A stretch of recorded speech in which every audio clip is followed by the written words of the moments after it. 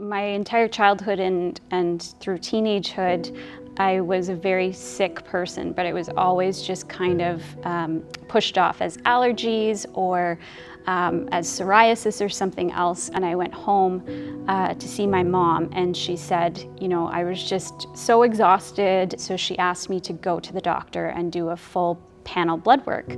At about 2 o'clock in the morning, the hospital was calling my mom's house, telling her to get me to emergency right away. Hours later, a doctor came in and very bluntly said, you're in end-stage renal failure. You have less than 5% kidney function.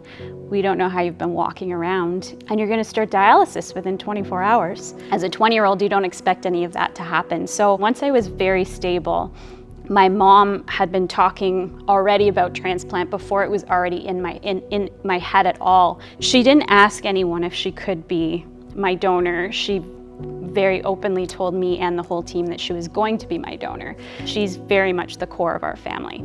She's the rock for everybody. And so the thought of losing her was far too much for me to even imagine the implications for me personally and my whole family. So I was quite nervous to say yes, you know, all the while she was already going through this testing because she was a mom, and that's, you know, in her words, what you do for your kid. One night I had a talk with my dad, and I just said, I don't know if I can do this. I don't know if I can put her through that and the family through that.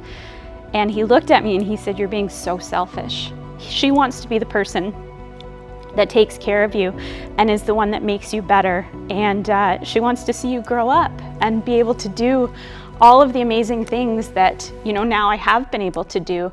Since September 9th, 2009, I have not done dialysis or had to even think about being on life support, which is absolutely remarkable.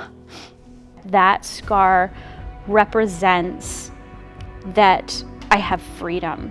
And it represents choice, that now I have a choice in the life that I want. When you're on dialysis, you know, you don't know what the next day is going to look like, because there's so much chance that something could go wrong.